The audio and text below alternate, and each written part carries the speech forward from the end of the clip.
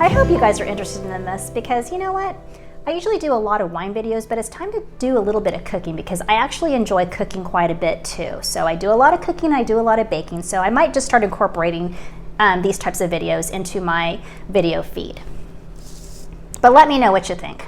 So first I have to go ahead and get 2 cups of shredded chicken, and if you want to do this quickly, instead of boiling your chicken, you can go to your local grocery store, which most of them have rotisserie chickens ready to make. You can go to Costco or you can go to your Nob Hill, Raley's, Safeway, and they all have it. So that's what we're going to do first here. And then after we do the chicken, then we're going to go ahead and combine the Philadelphia cream cheese and the Monterey Jack and the green chilies and the broth, and we're going to make a delicious creamy sauce that goes over the enchiladas. Okay, so now I have my 2 cups shredded chicken, 2.5 cups of shredded cheese, Monterey Jack, or you could use pepper jack. And I've done my side mixture, which is 3/4 cup cream cheese and 3/4 cups of my shredded cheese and a few dashes of garlic powder. So I mixed this really well, and I'm going to set this aside, and I'm going to now melt my butter and my taco seasoning together. So I like to use Kerrygold, it's my favorite butter. And so I'm going to use 3 tablespoons of butter, and I love the markings on the butter. So there's markings of 1, 2, 3, as many as you need. So 1, 2, 3, here we go. And you can never overdo the butter, so if you go over 1/2 tablespoon, that's fine. So I'm gonna go ahead and put my butter in there, and it says to add my taco seasoning. It's kind of bizarre. I've never done this before. I've never done taco seasoning and butter and melted it in a pan, but we shall see how that turns out.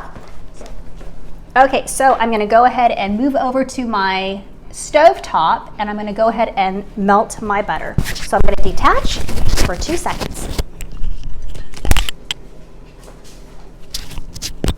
So I'm back. So I put that on melt on low, so my burner has a melt option, so that's on low.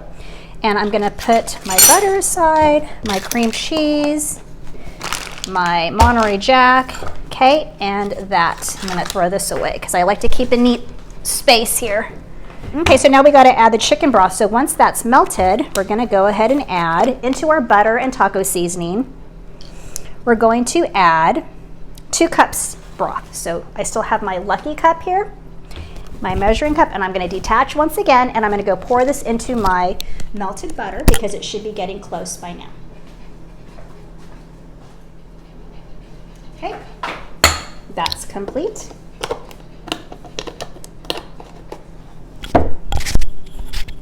Okay, so I have that all melting together on the stove. I have the melted butter, the taco seasoning, and the 2 cups of chicken broth. And those are gonna come to a simmer before we use that. And it starts to bubble, we're gonna whisk it.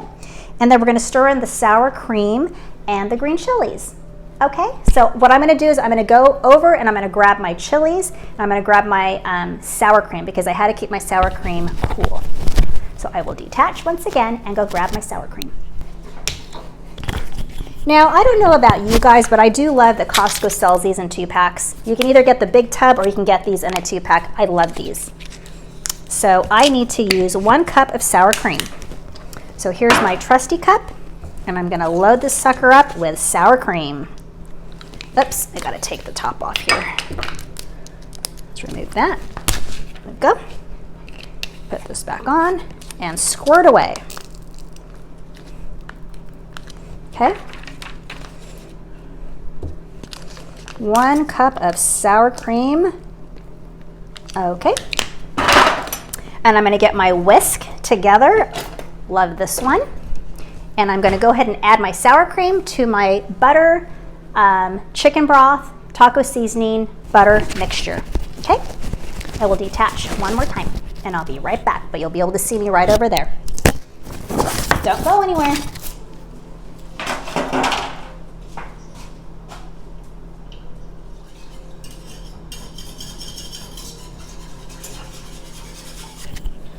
Lord, thank you for the apron. If I didn't have this on, I would be a mess. So back to the recipe. So we have that going, we have these two items going, the chicken, the shredded cheese. Got my saucepan waiting for that to get thick and bubbly. And let me open my can of green chilies, because that's one thing that I do have to incorporate next into my bubbly pan of goodness. And here is my old-fashioned can opener. Still works the best, love it. So I'm gonna open up my green chilies, and I only need 4 ounces. 4 ounces of these green chilies, and I like mild because my family does not like too spicy of things, and this is exactly 4 ounces. It's a little tiny can.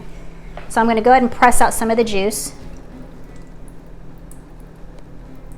Okay, I got that strained pretty well. I'm gonna pop out this sharp piece right here, put it aside. Okay, and I'm gonna check on my bubbly goodness. So I will detach. And if I need to add my green chilies, I'll add them in next.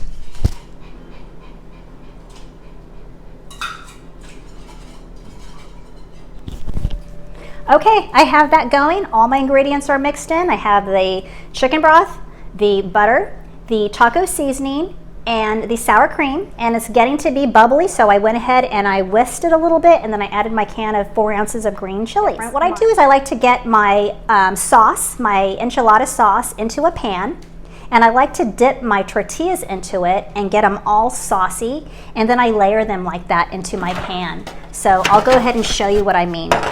So my favorite enchilada sauce is actually a pre-made, so don't kill me, but I love it. It's so good. It's Amalia's Cocina. It's enchilada sauce, and it's great for slow cookers, or it's great for if you just want to throw together a quick enchilada dinner like we're doing tonight. So I'll go ahead and open one can, give it a little tap here.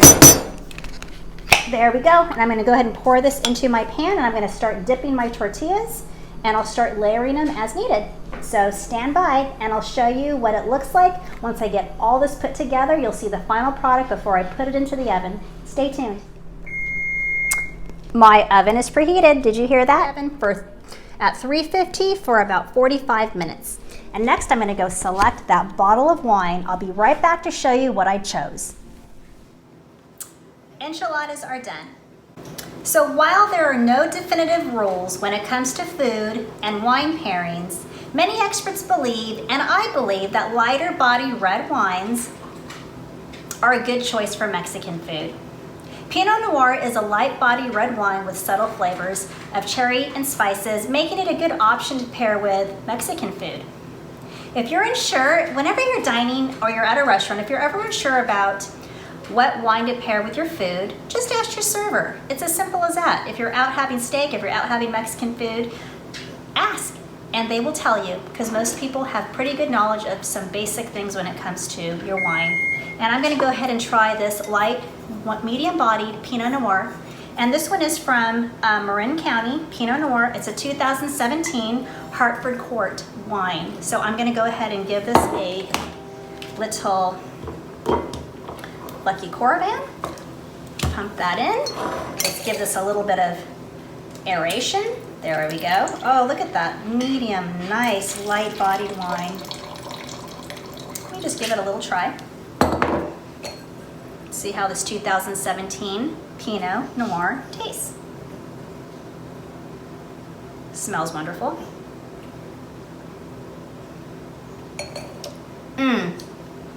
Beautiful. That is the perfect choice.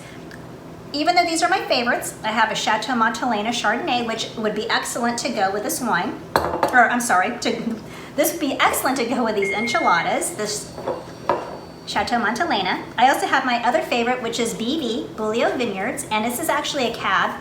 Love it. A little too dark for this dish. And I also have this, which is a Chateau Malscott, and it's a Margaux.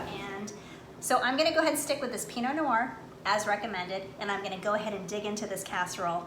See you next time, and here's to tasting wine.